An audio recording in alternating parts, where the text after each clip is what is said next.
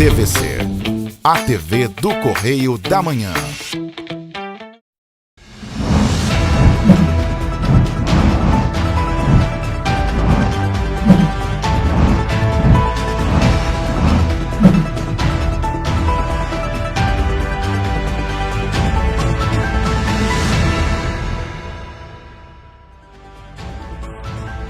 Olá, começamos mais um Correio da Manhã na TV, segunda edição. Hoje é sábado, 9 de julho.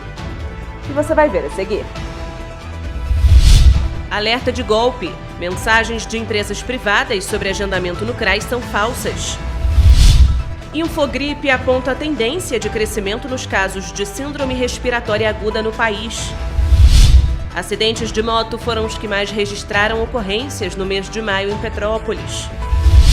Prefeitura inicia vacinação itinerante contra a Covid-19 nas escolas da rede municipal de Petrópolis. Golpes por estelionato aumentaram 215% em maio. Agora, no Correio da Manhã na TV, segunda edição. Os acidentes de trânsito continuam comuns em Petrópolis e, segundo dados do Hospital Santa Teresa, os homens se envolveram em 57% das colisões. Dados da sala de trauma do Hospital Santa Teresa, em Petrópolis, apontam que foram registrados 118 acidentes causados no mês de maio. Os acidentes de moto saem na frente, representando 45,76% dos casos, seguido dos acidentes de carro, com 18,6% dos casos. Os atropelamentos ficam em terceiro lugar, o que indica que os acidentes de trânsito representaram mais de 78% dos registros. Graças a Deus eu nunca sofri, mas eu já presenciei de pertinho. Os homens foram os que mais se acidentaram no mês. 73 deles sofreram acidentes entre atropelamentos, carros e motos. Só no trânsito foram 52 casos e 47 deles na faixa entre 18 e 60 anos incompletos. Entre as mulheres, que representam 38,1% dos acidentes, o mais comum também foram os acidentes de moto, registrando 16 ocorrências com pessoas entre 18 e 60 anos incompletos. No geral, esta faixa etária foi a que mais se acidentou, representando 92 dos 118 casos totais. Na estrada eu já vi um carro capotar com crianças por pura imprudência. Em comparação ao mês anterior, a sala de trauma registrou uma leve queda. Em maio foram 140 acidentes, sendo 44 deles de moto, que também esteve em primeiro lugar naquele mês. Em abril, os dados apontavam 121 acidentes, também levando em consideração homens e mulheres de todas as faixas etárias. Desde janeiro, os acidentes de trânsito são os que mais registram ocorrências, com destaque para os acidentes de moto. Que roda o dia inteiro, de vez em quando a gente acha algum acidente na rua. Né? Quebrei a perna, a esposa quebrou a perna e minha filha também quebrou a perna. Uma análise realizada pelo Infogripe apontou uma tendência de crescimento nos casos de síndrome respiratória aguda no Brasil. Os dados são referentes ao período de 19 a 25 de junho. O boletim Infogripe, divulgado pela Fundação Oswaldo Cruz, aponta a retomada do crescimento no número de casos de síndrome respiratória aguda grave no país, sendo a maior parte delas, 77,6%, positivo para SARS-CoV-2, vírus causador da Covid-19. O boletim desta semana mostra que a possível interrupção do crescimento sinalizada na última edição não se manteve. Do dia 19 ao dia 25 de junho, houve o crescimento tanto na tendência de longo prazo, considerados os casos das últimas 6 semanas, quanto na tendência de curto prazo, considerado as últimas 3 semanas. Me preocupa, até porque eu tenho rinite alérgica, então é bem preocupante mesmo. Os dados mostram que 16 das 27 unidades federativas apontam crescimento na tendência a longo prazo. Dentre elas está o Rio de Janeiro. Nos estados das regiões Sul e Sudeste, há indícios de interrupção no crescimento nas últimas semanas, que devem ser reavaliados nas próximas edições do boletim. Apesar do crescimento dos casos de SARG no país, o boletim mostra que entre a população adulta foi observado um sinal de desaceleração, especialmente nas faixas etárias a partir de 50 anos. Nas crianças e adolescentes, houve queda entre os grupos de 0 a 4 e 5 a 11 anos. Só neste ano, referente aos casos da síndrome respiratória, foram registradas 28.812 mortes no Brasil. Sim, eu uso máscara sempre, toda vez que eu estou no ônibus. Agora mesmo eu estou vindo lá da UPA do Cascatinha, porque o meu marido está lá internado. Ele testou positivo, mas assim, sintomas leves, mas mesmo assim ele está lá em isolamento. E a gente não pode visitar, a gente só foi lá para levar roupa, essas coisas lá. Mas fora disso, eu tomo bastante cuidado. Eu estou sempre com álcool aqui na bolsa, máscara sempre. O Tribunal de Justiça do Rio de Janeiro negou a um pedido do Sindicato das Empresas de Ônibus para suspender uma decisão judicial que determinava a retomada da frota de ônibus em 100% da sua capacidade. A decisão de retomar com a operação completa das linhas foi publicada pelo juiz Jorge Luiz Martins, da 4ª Vara Cível de Petrópolis. A retomada da frota em 100% já deveria estar em operação, já que a decisão tinha prazo até o dia 25 de junho. Mas as empresas entraram com o recurso, alegando que a Companhia Petropolitana de Trânsito e Transportes, a CPTrans, permitiu que a frota fosse reduzida. Ainda assim, o desembargador Arthur Narciso de Oliveira Neto negou o pedido de suspensão feito pelas empresas. O sindicato destaca que a decisão da 4ª Vara Cível de retomar com a frota de antes da pandemia não leva em consideração o fato de que a CPTrans estabeleceu redução de 10% da frota em outubro de 2021, quando as empresas de ônibus venderam 35 veículos. O sindicato destaca que o pagamento da multa, em caso de descumprimento da ordem judicial, poderia acarretar danos para as empresas. A decisão da 4ª Vara Cível determina multa automática de R$ 367.794,04 e diária de R$ 80 mil ao Cetranspetro. A empresa infratora paga R$ 100 mil de multa caso a decisão não seja cumprida.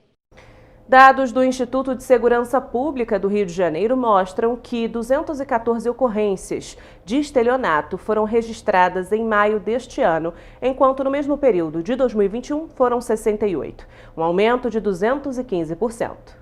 O smartphone substituiu a carteira e, com o avanço dos aplicativos bancários e do número de dados disponíveis, há riscos de ter informações e senhas valiosas nas mãos dos bandidos, o famoso golpe do Pix. Segundo dados do Instituto de Segurança Pública do Rio de Janeiro, ISP, foram 214 ocorrências de estelionato em maio de 2022, enquanto em maio de 2021 foram 68, um aumento de 215% nesses casos em comparação com o mesmo mês do ano passado. As pessoas vira e mexe vêm informando que receberam algum tipo de golpe.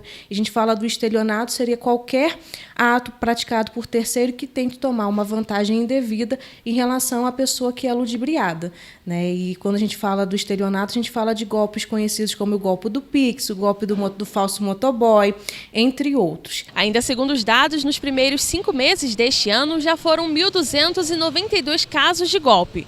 No mesmo período de 2021 foram apenas 336, um aumento de 191%. De acordo com o ISP, um crime de estelionato é cometido a cada 3 horas e 40 minutos em Petrópolis. Em todo o estado, já foram cerca de 51 mil registros. A principal forma de se proteger é sempre desconfiar, principalmente em caso de solicitações de senha ou dados pessoais por telefone celular ou e-mail. Como evitar de você fornecer dados para pessoas mal intencionadas? É justamente se atentar para alguns requisitos em relação à comunicação com instituições bancárias, com órgãos públicos. Por exemplo, recebíamos muito SMS dizendo para cadastrar a vacinação contra a Covid, né? O SUS ele não envia SMS para cadastramento. Então, assim, tudo que foge das informações coletivas, a pessoa tem que ter uma atenção especial. Normalmente eles utilizam links maliciosos, mandam um SMS falando que você tem que atualizar os dados na sua conta ou junto ao banco. Tome cuidado, o banco ele não vai entrar em contato com você pelo SMS. Isso já aconteceu na minha família, com meu pai.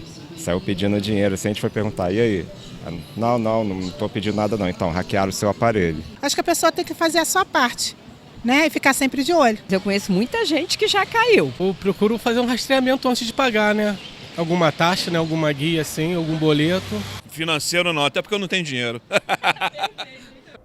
A Prefeitura de Petrópolis iniciou a vacinação itinerante contra a Covid-19 nas escolas da rede municipal. A escola Carlos Demiá foi a primeira a receber a mobilização na última segunda-feira. Na Escola Municipal Carlos Demiá, no Retiro, 440 crianças iniciaram ou completaram o esquema vacinal contra a Covid-19. Além dos alunos, as doses também foram aplicadas nos trabalhadores da unidade, como professores e o pessoal de apoio. As ações vão ser realizadas em todas as escolas da rede municipal, 2 vezes por semana em diferentes unidades de ensino. Estão sendo aplicadas a primeira e a segunda dose para crianças de 5 a 11 anos. E primeira, segunda ou primeira dose de reforço a partir de 12 anos. A Secretaria de Educação já vem realizando há algum tempo levantamento junto às escolas, aos alunos dos vacinados ou não vacinados, né? Para alcançarmos aqueles alunos, aquelas crianças, adolescentes e funcionários também, que ainda não completaram o ciclo vacinal da Covid. E aí, em parceria com a Secretaria de Saúde, nesta semana nós começamos o processo de vacinação itinerante nas escolas. A vacinação nas escolas está sendo realizada através de uma parceria entre a Divisão de Imunização e o Programa Saúde nas Escolas. A vacinação ela é feita com a autorização dos responsáveis e a medida visa evitar a proliferação do vírus, assim como o uso obrigatório de máscara dentro das unidades escolares. Para garantir a imunização, é necessário apresentar a caderneta de vacinação, o CPF ou o cartão do SUS. No caso das crianças, elas precisam estar sempre acompanhadas dos responsáveis ou com termo de autorização assinado. Os moradores de Petrópolis devem ficar atentos para mais um golpe que tem sido cometido na cidade. Desta vez são mensagens de WhatsApp de empresas privadas informando sobre um agendamento para a pessoa nos centros de referência de assistência. Mas, de acordo com a Secretaria de Assistência Social, nenhum agendamento no CRAS é realizado por empresa terceirizada, nem pelo WhatsApp. E você vai ver depois do intervalo. Quase 4 meses após a aquisição, o prédio da Floriano Peixoto ainda não foi liberado para desalojados.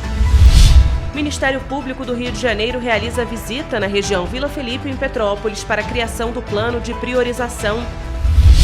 O 38º Batalhão de Polícia Militar apresenta redução nos índices criminais no primeiro semestre de 2022. Rio Quitandinha, em Petrópolis, receberá sensores para o monitoramento de inundações. Evento Belezas do Quilombo vai ser realizado neste domingo em Areal. O Correio da Manhã na TV, segunda edição, volta em instantes. Olá, amigo e amiga! Estamos chegando ao meio do ano. Esta época de tempo mais frio contribui para espalhar doenças respiratórias, incluindo a temida Covid-19. Você, que não deixa de cuidar da sua saúde, confira sua caderneta de vacinação e não perca a oportunidade de atualizar o seu calendário de vacinas. É simples e faz bem a você e a quem vive ao seu redor. Acesse o site novaiguaçu.rj.gov.br, procure o ponto de vacinação mais próximo e tome todas as doses recomendadas para a sua idade. Não perca tempo, pegue a sua caderneta e coloque a sua vacina em dia. Aproveita e confere a caderneta de toda a família também, tá? Juntos, vamos seguir vencendo a Covid-19. Não vacile, vacine. Prefeitura de Nova Iguaçu.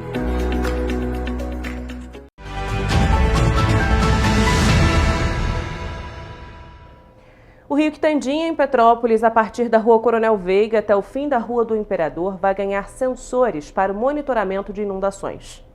Como forma de reforçar as ações de prevenção e segurança das ruas em dias de fortes chuvas, a Secretaria de Defesa Civil de Petrópolis acompanhou os técnicos da startup Wiggle do Rio de Janeiro durante uma vistoria que vai possibilitar a implementação de sensores de monitoramento de inundações, que vão funcionar a partir da Rua Coronel Veiga até o fim da Rua do Imperador, em Petrópolis. A instalação dos sensores ele tem uma fundamental importância para você fazer uma aferição da velocidade do rio e você conseguir sim fazer um estudo de vazão desse rio para a partir daí entender quais são os protocolos que serão adotados. Então, a instalação dos sensores de cheia são importantes para que você traga uma avaliação técnica justamente da condição de alagamento, para que você possa estabelecer um protocolo correlacionando o volume de chuva e o tempo de inundação. Os sensores vão funcionar com a tecnologia de raios infravermelho.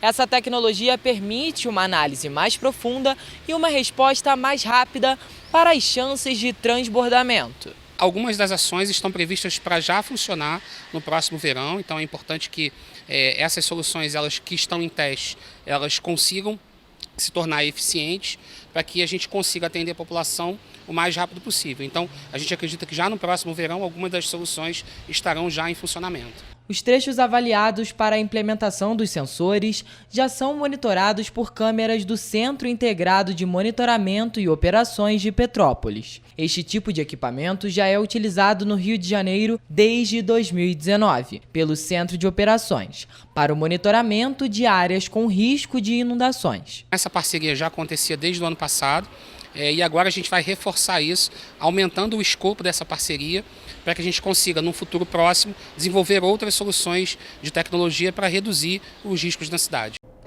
O 38º Batalhão de Polícia Militar apresentou redução nos índices criminais no primeiro semestre de 2022. O batalhão cobre as regiões de Areal, Levi Gasparian, Paraíba do Sul, Sapucaia e Três Rios. A redução se deu nos índices criminais, que incluem os casos de homicídios, roubos de veículo, de carga e roubos de rua. A análise apresentou queda expressiva nestes índices para o primeiro semestre de 2022, em comparação ao mesmo período do ano de 2021. Houve redução de 52% para letalidade violenta, 78% para roubos de carga, 40% para roubos de veículo e 30% para roubos de rua. Com estes indicadores, o 38º Batalhão de Polícia Militar fica na 4ª posição entre os batalhões a nível estado.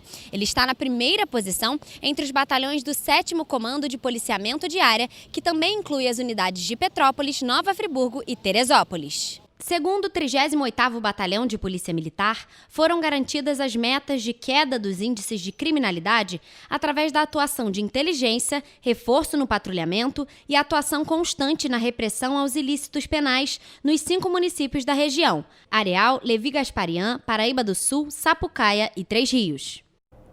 Quase 4 meses após a aquisição, o prédio da Rua Marechal Floriano Peixoto, em Petrópolis, ainda não foi liberado para os desalojados das chuvas que atingiram a cidade. No dia 15 de março, a Prefeitura sinalizou a compra do prédio, que foi adquirido com recursos enviados pela Assembleia Legislativa do Rio de Janeiro, no valor de R$3,5 milhões de reais. O imóvel da Rua Floriano Peixoto conta com 20 kitnets e 12 apartamentos, podendo abrigar até 32 famílias. Em um primeiro momento, a Prefeitura de Petrópolis havia informado que o local serviria de moradia para as famílias que estão em pontos de abrigo desde a chuva do dia 15 de fevereiro. Depois, foi anunciado que os apartamentos poderiam servir como abrigamento transitório, onde as pessoas seriam alocadas até conseguirem um lugar definitivo por meio do aluguel social. O prefeito vai ampliar um grande diálogo no sentido da gente saber, inclusive, o que vai ser feito com as lojas que estão no nosso térreo. Vai ser um grande equipamento que pode ser da assistência social ou da saúde, e também a ocupação. E essa é a grande dúvida do cidadão, mas que o prefeito quer dialogar mais no sentido de saber como que se dará essa ocupação, porque são 36 unidades, a gente sabe que tem muita gente ainda desalojada, graças a Deus desabrigados não existem mais na nossa cidade, mas desalojados, infelizmente, existem muitas pessoas que vêm de longe, na verdade, de outras tragédias. No dia 16 de maio, a Prefeitura concluiu o pagamento da compra do prédio no valor de R$3,5 milhões de reais, utilizando recursos doados pela Alerj. Em acordo com a única herdeira do prédio, o valor foi quitado em juízo por meio de uma ação de consignação de pagamento. A Condep já realizou a limpeza do espaço, que ainda não foi liberado para utilização. Existem algumas unidades que precisam de pequenas intervenções, mas que são necessárias. O prédio é um prédio novo, mas um prédio de 60 anos. Então ele tem algumas intervenções que precisam ser feitas. Se nós fizermos uma conta muito rápida, as unidades saíram por pouco mais de R$100 mil. Então eu questiono, qual unidade habitacional que a gente compra no centro de Petrópolis por R$100 mil?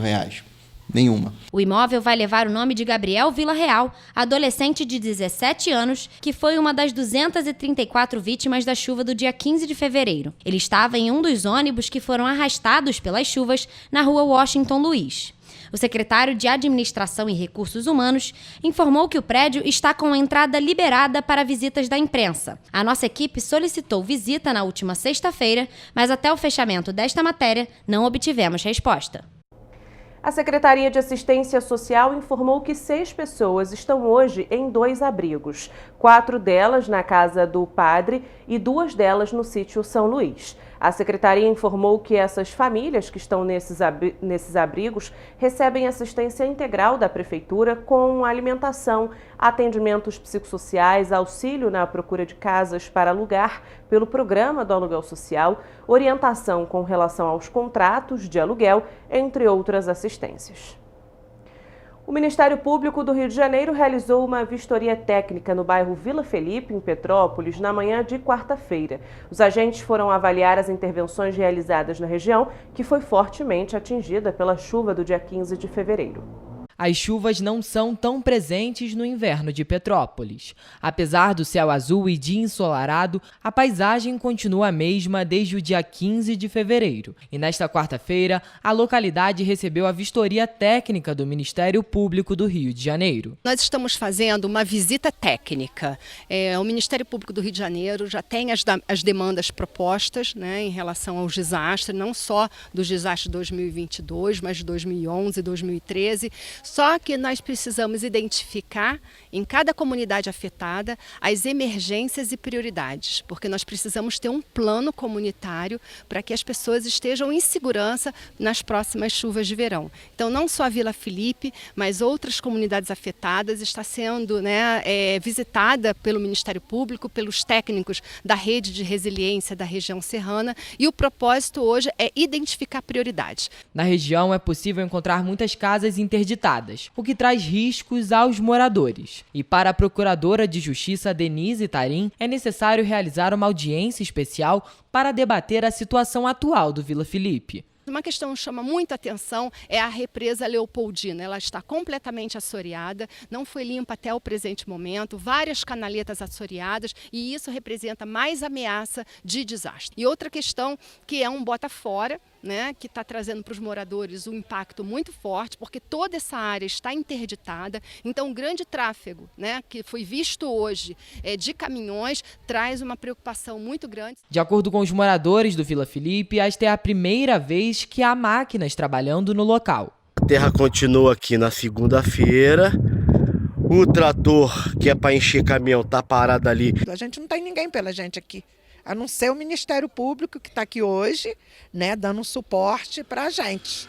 Né? E é por isso essa movimentação aqui hoje. É prefeito, é CONDEP, tá essa bagunça toda aí, é muito caminhão hoje, porque o Ministério Público está aqui hoje, dando suporte para a gente. Ednei é comerciante e mora há 53 anos no Vila Felipe. No dia do desastre, ele estava em casa quando tudo aconteceu. Perdeu a irmã, genro e amigos. Quase 5 meses após a tragédia, Ednei ainda precisa lidar com as dificuldades na localidade. O sentimento é esse, de olhar as pessoas cabisbaixas. A gente não vê mais nossos amigos de uma vida toda, amigos que a gente tomava cerveja, que jogava futebol, entendeu? Esses detalhes assim, pessoas que conviveram, crianças que morreram, entendeu? É isso aí, é um misto de angústia. Cada dia aqui é uma vida que a gente vai levando. A gente vive dia por dia. As visitas realizadas pelo Ministério Público são para a criação do plano de priorização e já foram realizadas no Caxambu, Rua do Túnel, 24 de maio e agora Vila Felipe.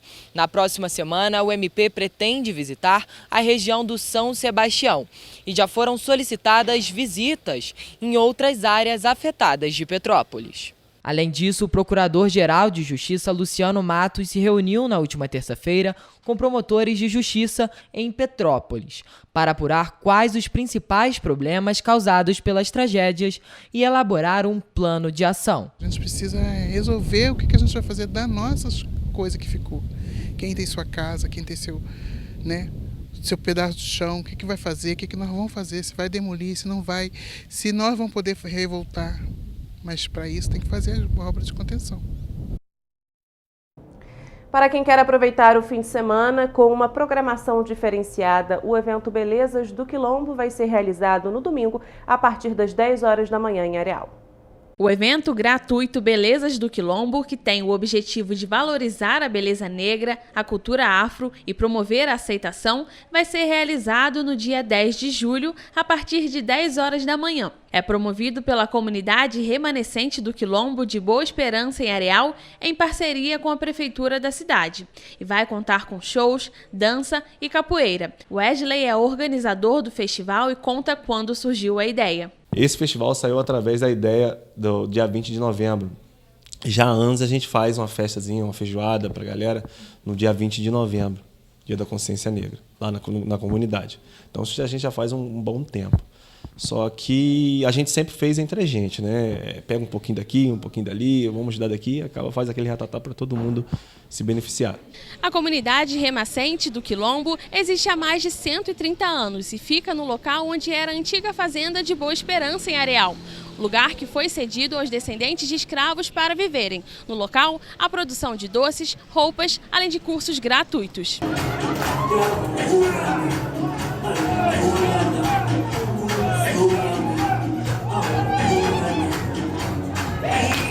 Nas redes sociais, a comunidade esbanja a beleza, a arte e a alegria e apresenta o trabalho cultural do povo quimbola. Celso é responsável pela comunidade que tem passado de geração em geração na família dele e conta que o local é símbolo de liberdade e viver na comunidade é manter viva a história dos antepassados. Preservar, né, de contar a história para aqueles que estão chegando, para os jovens.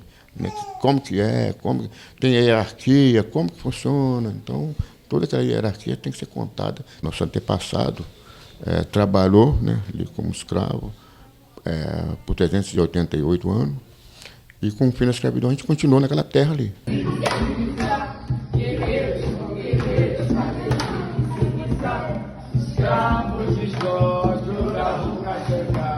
E você vai ver depois do intervalo. Empresas reduzem embalagens e qualidade para repassar custos ao consumidor. Campanha de agasalho é realizada em Academia de Petrópolis. Gato do mato e filhote são flagrados por câmeras do projeto Aventura Animal no Parque Estadual dos Três Picos, em Nova Friburgo. Dia Internacional da Pizza é comemorado neste domingo. O Correio da Manhã na TV, segunda edição, volta já.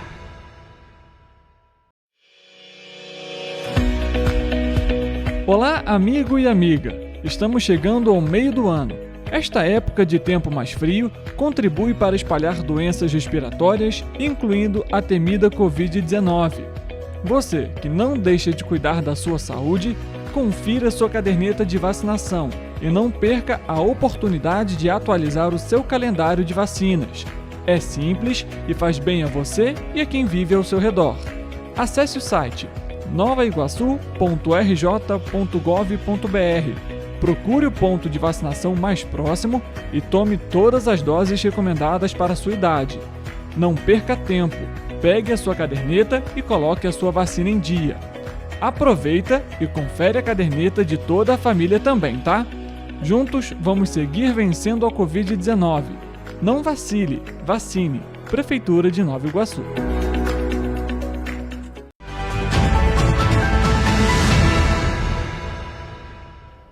Cada vez mais empresas recorrem à redução do tamanho das embalagens e à mudança na composição dos produtos para repassar o aumento de custos ao consumidor. As informações são do Instituto Brasileiro de Defesa do Consumidor.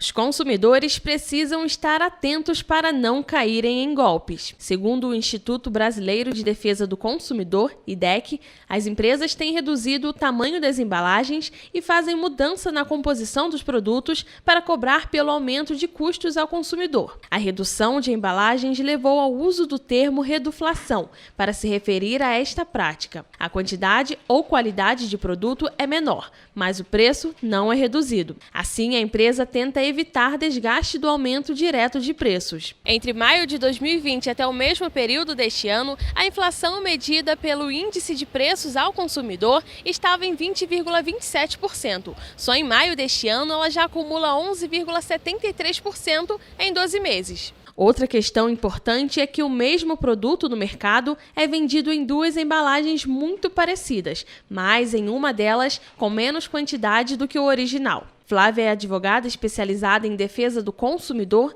e usa o leite em pó como exemplo. Com relação ao leite, ao composto lácteo, tem até uma...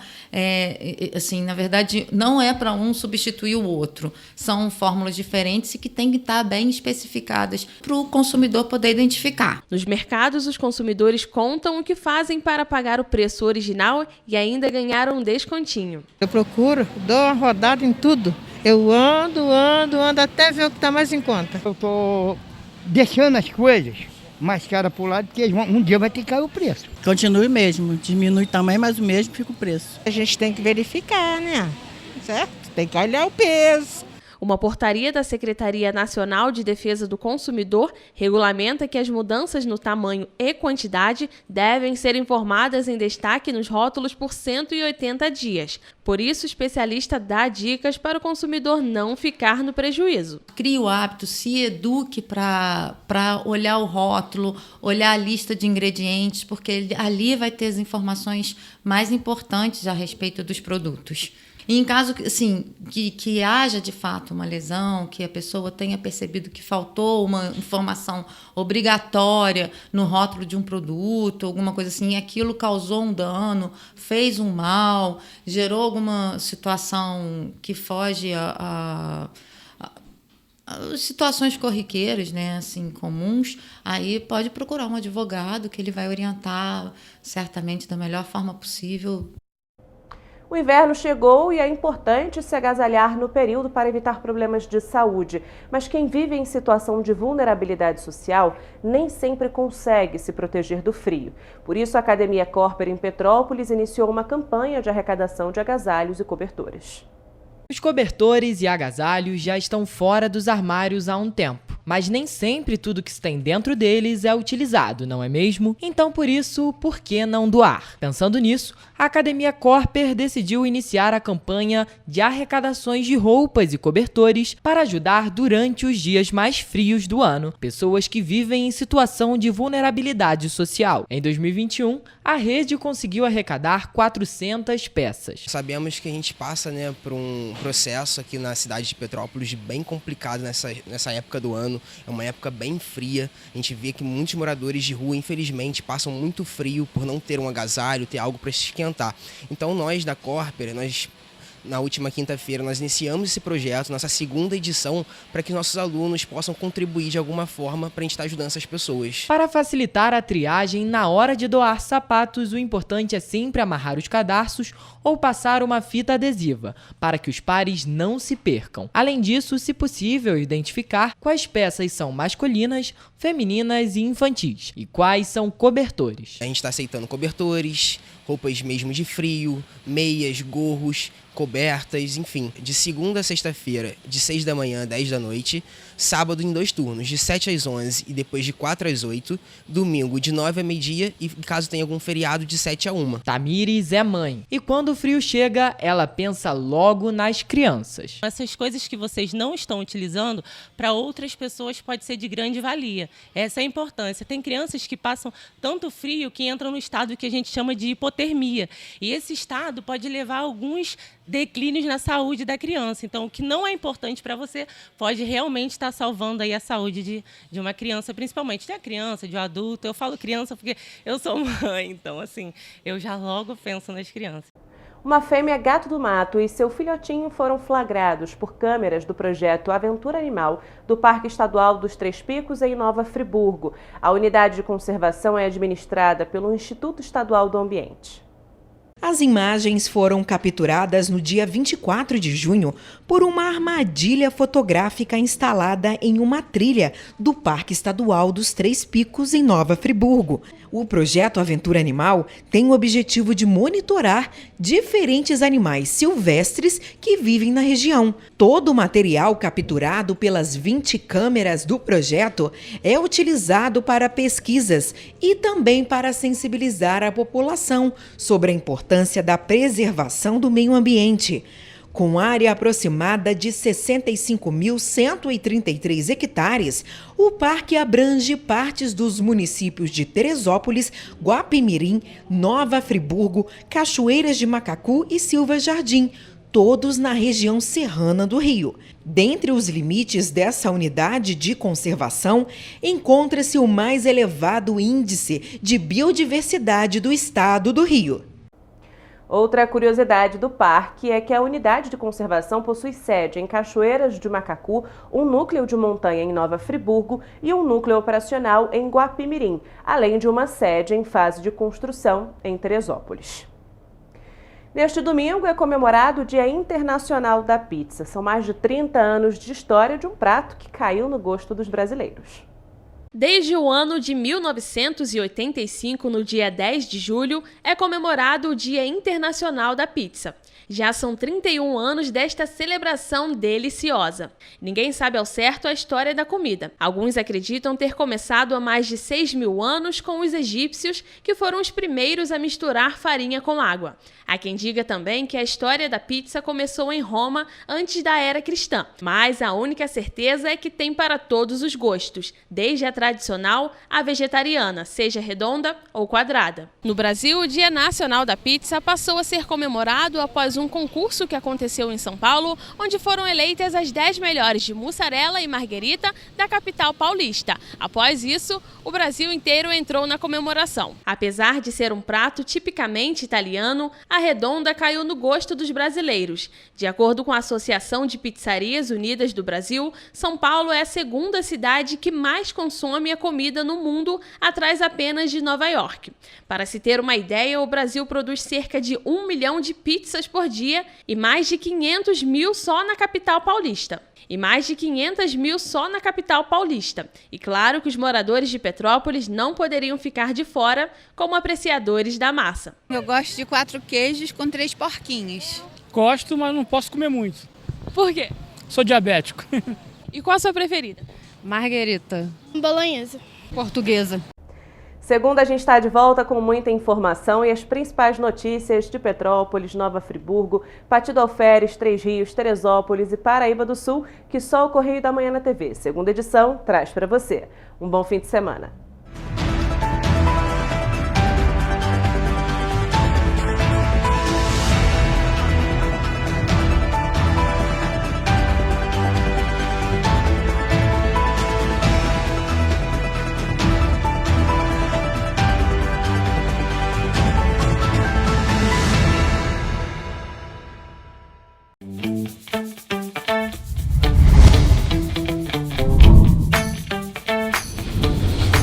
TVC, a TV do Correio da Manhã.